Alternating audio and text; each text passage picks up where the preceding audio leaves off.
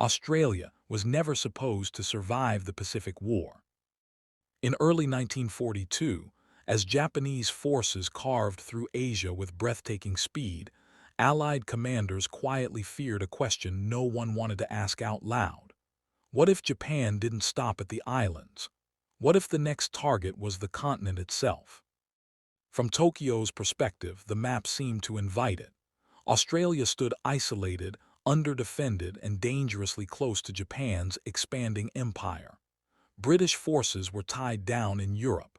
American power had been shattered at Pearl Harbor, and the Japanese Navy, at least on paper, appeared unstoppable.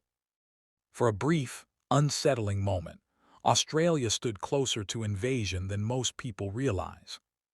What the public never saw was the debate unfolding inside Japan's highest war councils, a debate filled with ambition, fear, arrogance, and doubt. And at the center of it was a plan so vast, so risky, that even the architects of Japan's early victories began to hesitate. The invasion of Australia was discussed, studied, argued over. And then quietly it was killed. But not before it reshaped the entire Pacific War. By December 1941, Japan was winning everywhere. Hong Kong fell. Malaya collapsed. Singapore, Britain's so-called impregnable fortress, surrendered in February 1942, shocking the world. The Dutch East Indies followed soon after, delivering Japan the oil and resources it desperately needed. From Tokyo, the war looked almost effortless. This wave of success emboldened Japan's military leadership, particularly the Imperial Japanese Navy. Their doctrine was aggressive and expansionist. They believed decisive blows could shatter enemy morale before industrial power could be fully mobilized. And with each victory, their confidence grew. Australia now loomed large in strategic discussions. It was the last major Allied base in the Southwest Pacific. From its airfields and ports, American forces could regroup, rebuild, and eventually strike back. If Australia could be neutralized, or better yet, occupied, Japan could secure a defensive perimeter stretching thousands of miles. The logic was simple, dangerous, and deeply flawed. Initial discussions didn't envision a full conquest of the continent. Australia was vast, sparsely populated, and logistically terrifying. Instead, some planners proposed seizing northern Australia, key ports like Darwin, to isolate the continent and cut supply lines between the United States and the Pacific. Others went further. They argued that only a full invasion would eliminate the threat entirely. Admiral Isoroku Yamamoto, architect of Pearl Harbor, watched these discussions with growing concern. He understood Japan's strengths, but more importantly, its limits. Japan lacked the shipping capacity for prolonged large-scale invasions. Its industrial base was no match for America. Every new conquest stretched supply lines thinner. What worried Yamamoto most was Australia's defenses. It was distance. Australia lay thousands of miles from Japan's home islands. Supplying an invasion force there would require an enormous fleet of transport ships, escorts, fuel, and constant protection from Allied submarines and aircraft. And Japan was already overextended, fighting in China, Southeast Asia, and across the Pacific. The warning signs were already there. Still, pressure mounted. Within the Japanese army, opinions were divided. Some officers dismissed the invasion as fantasy, arguing Japan should focus on consolidating gains in China and Southeast Asia. Others, emboldened by victory, believed momentum was everything. Delay meant giving the Allies time to recover. Time, they argued, was Japan's real enemy. Meanwhile, Australia was watching events unfold with mounting dread. Prime Minister John Curtin publicly warned that the nation faced its greatest threat in history. Japanese air raids on Darwin in February 1942 killed hundreds and destroyed much of the port.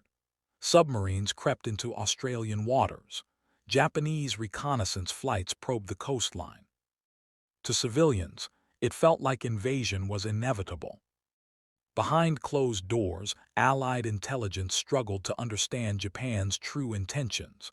Rumors of invasion plans circulated constantly. Troops were rushed north. Defenses were improvised. But no one knew whether Australia was truly next or merely being isolated. Inside Tokyo, the invasion debate reached a critical point. In March 1942, senior Japanese commanders gathered to assess their next move. The Army and Navy clashed repeatedly. The Navy demanded resources for a massive southern push. The Army balked at committing hundreds of thousands of troops to a continent that could swallow them whole. Calculations were made, transport requirements were estimated, and the numbers were staggering. Even a limited invasion would require more than 500,000 troops, vast shipping resources, and complete naval and air superiority for months, conditions Japan simply could not guarantee. This realization changed everything. The invasion of Australia was not defeated by Australian defenses. It was defeated by mathematics. Japan's leadership faced an uncomfortable truth. Their empire had expanded faster than it could be held. Every new plan competed for the same finite resources. And while Australia was a tempting target, it was also a trap, one that could bleed Japan dry. So the strategy shifted. Rather than invade Australia, Japan would isolate it, cut its supply lines, sever its connection to the United States, force it into irrelevance without ever setting foot on its shores. This decision led directly to a new operation, one that would test Japan's limits in an entirely different way, and one that would quietly seal the fate of the invasion that never came. The decision not to invade Australia did not bring relief inside Japan's high command. It brought urgency. If Australia could not be conquered, it had to be strangled. Japanese planners pivoted toward a strategy they believed could achieve the same result with far less risk. Rather than landing troops on Australian soil, they would cut the continent off from the outside world, isolating it from American reinforcements and turning it into a strategic dead end. The key to that plan lay far to the northeast. New Guinea. The island sat like a massive shield between Australia and Japan's newly won territories. If Japan controlled New Guinea and the surrounding island chains, they could dominate the air and sea routes linking Australia to the United States. From Tokyo's perspective, it was the perfect compromise. Pressure Australia into submission without the impossible burden of invasion. But what looked elegant on a map would soon unravel in the jungle. In early 1942, Japanese forces surged into New Guinea with confidence born from constant victory. They captured key positions along the northern coast and quickly turned their attention south, toward Port Moresby. That port was the linchpin. If it fell, Japanese aircraft could strike northern Australia at will. Supply convoys would be hunted relentlessly. Australia would be isolated, vulnerable, and slowly suffocated. At least that was the theory. The first attempt to take Port Moresby came by sea. In May 1942, Japanese invasion forces set sail under heavy escort, confident that Allied resistance had been crushed months earlier. What they did not expect was the sudden appearance of American carrier task forces. The Battle of the Coral Sea followed, a chaotic, confusing clash fought entirely by aircraft. Ships never saw each other. Pilots struck targets based on incomplete intelligence, poor weather, and sheer guesswork. When the smoke cleared, Japan had lost a fleet carrier and suffered heavy aircrew casualties it could not easily replace. The invasion convoy turned back. For the first time in the Pacific War, Japanese expansion had been stopped. The setback sent shockwaves through Tokyo. The plan to isolate Australia was already faltering, but instead of retreating, Japanese commanders doubled down. If Port Moresby could not be taken by sea, it would be taken over land. This decision would prove catastrophic. The overland route ran across the Owen Stanley Range, one of the most brutal environments on Earth. Towering mountains, dense jungle, relentless rain, narrow footpaths barely wide enough for a single man. Japanese planners underestimated everything. They underestimated the terrain. They underestimated disease. They underestimated logistics. And they underestimated the Australian and American forces waiting for them. Japanese troops advanced along the Kokoda Track carrying limited supplies, convinced they could move quickly and live off captured enemy stores. Instead, they found themselves fighting uphill battles through mud, hunger, malaria, and exhaustion. What they didn't realize was that the strategy designed to avoid overextension was now creating it. As the campaign dragged on, Japanese supply lines collapsed, soldiers began starving, wounded men were left behind, units lost cohesion, momentum bled away mile by agonizing mile. Meanwhile, Allied forces adapted, reinforcements poured in, air power increased, supply drops kept defenders alive while Japanese troops withered in the jungle. By late 1942, the Japanese advance ground to a halt. Then it reversed. The retreat from New Guinea was slow, brutal, and devastating. Entire units were destroyed not by enemy fire, but by disease, malnutrition, and exposure. The dream of isolating Australia faded into grim reality. Inside Japan's leadership circles, the consequences were undeniable. The plan to neutralize Australia, whether by invasion or isolation, had failed. Worse still, the effort had drained Japan's strength at the very moment the United States was accelerating its war production. Every aircraft lost, every trained pilot killed, every ship damaged was now irreplaceable. Australia, once seen as vulnerable and exposed, had become a fortified base for Allied counteroffensives. What began as a decision to avoid risk had quietly placed Japan on the defensive. And yet, even as the failure became obvious, the full implications were still not understood. Because the collapse of the Australian strategy did more than save a continent. It marked the moment Japan lost control of the Pacific War's tempo forever. By the end of 1942, the danger of an Australian invasion had passed, but the scars of how close it came were still fresh. For Japan, the failure to neutralize Australia marked a turning point that could not be undone. The empire that had surged outward with such speed was now fighting to hold ground it had barely secured, and the reasons traced back to the same fault line that had killed the invasion plan in the first place: overreach. Inside Tokyo, post-mortems began quietly. No public admissions, no official reversals, but behind closed doors, senior officers acknowledged what had gone wrong. Japan had tried to win a global war with regional resources. The Imperial Japanese Navy, once dominant, was bleeding experienced pilots faster than it could train new ones. Carrier losses at Coral Sea were followed by catastrophe at Midway in June 1942, where 4 fleet carriers were destroyed in a single day. That disaster alone erased any remaining possibility of projecting enough power to threaten Australia directly. Even if an invasion had been approved earlier, it was now utterly impossible. The Japanese army, meanwhile, was stretched across China, Burma, the Philippines, and countless islands. Every front demanded men and supplies. None could be abandoned without risking collapse. Australia, enormous and distant, no longer looked like a prize, it looked like a grave. What made the failure especially bitter was how little margin Japan had ever possessed.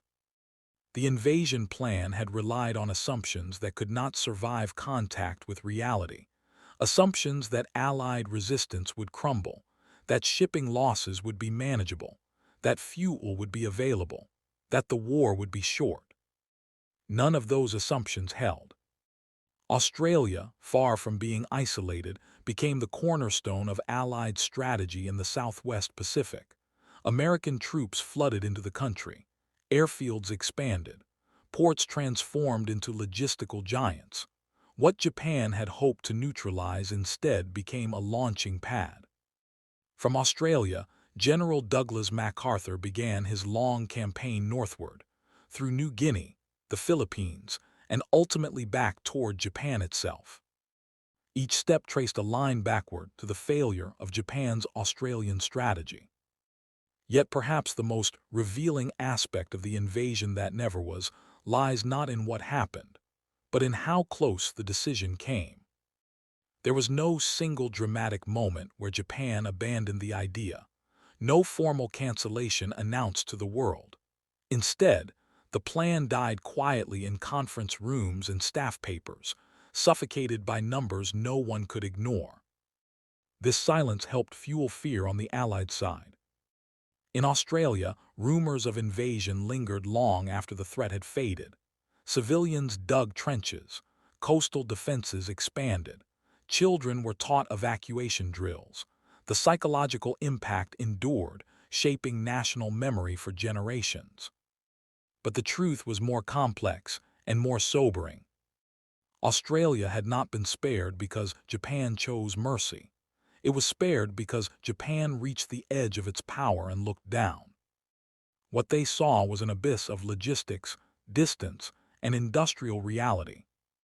The Pacific War would now be decided not by bold expansion but by attrition, by factories, by supply chains, by who could replace losses faster. And on that battlefield, Japan was already losing. The failure to invade Australia stands as a case study in strategic illusion, a reminder that early success can mask fatal weakness. That momentum can deceive even the most confident commanders. It also reveals how wars are often decided not by battles fought, but by decisions never made. Had Japan committed to Australia, the outcome might have been catastrophic for both sides. Hundreds of thousands of lives, a prolonged continental war, a drain Japan could not survive. Instead, the invasion remained an idea, dangerous, tempting, and ultimately impossible. And in its quiet death, it shaped the course of the Pacific War as surely as any major battle. By 1943, the Pacific War no longer resembled the lightning campaign Japan had envisioned. The strategic initiative had shifted decisively. American shipyards were launching new carriers and transports at a pace Japan could not match. Aircraft production soared. Trained pilots, once irreplaceable, were now arriving in waves. Australia stood at the center of this transformation. What had once appeared isolated and vulnerable had become one of the most heavily fortified Allied strongholds in the Southern Hemisphere. From Brisbane to Darwin, bases expanded relentlessly. Airfields stretched across the continent's north. Supply depots filled with fuel, ammunition, and food flowed steadily toward the front lines. None of this would have been possible had Japan succeeded in isolating Australia. The failure of that strategy, born from the same limitations that killed the invasion plan, allowed the Allies to build strength uninterrupted. Australia became not just a rear area but a proving ground. Troops trained there. Command structures stabilized. Lessons from early defeats were absorbed and corrected. Japan watched this buildup with growing alarm, powerless to stop it. Submarine campaigns against Australian shipping proved ineffective. Long-range bombing raids were sporadic and costly. Every attempt to pressure the continent consumed resources Japan could no longer spare. The window had closed. In hindsight, the proposed invasion of Australia reveals something deeper about Japan's war effort. It was a strategy driven by fear of future weakness, rather than an understanding of present reality. Japanese leaders knew that if the war dragged on, their industrial disadvantage would become fatal. The invasion was, in many ways, a desperate attempt to end the war quickly, before that imbalance became irreversible. But desperation does not create ships, fuel, or trained soldiers. The plan collapsed not because it was opposed by overwhelming force, but because it demanded a level of power Japan never possessed. Australia's survival reshaped post-war memory, but its near miss reshaped Allied strategy. The fear of invasion hardened Australian resolve and permanently shifted the nation's orientation toward the United States. The alliance forged under that threat would define regional security for decades. Yet for Japan, the lesson was harsher. The invasion that never happened exposed the fatal flaw at the heart of Japan's war planning, the belief that audacity could substitute for capacity. Early victories had encouraged a myth of inevitability, that momentum could carry them anywhere, that enemies would collapse before reality set in.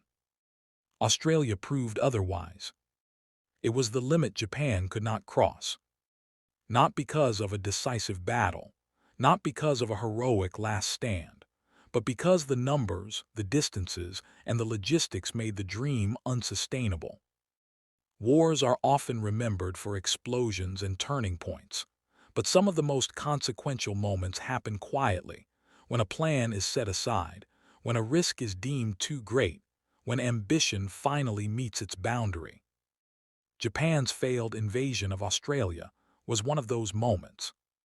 A mission conceived in confidence, debated in secrecy, and abandoned without announcement. And in that abandonment, the course of the Pacific War was sealed. If you found this hidden chapter of Second World War compelling, consider liking the video and subscribing for more untold missions that never went as planned. And let us know in the comments which forgotten operation you want explored next.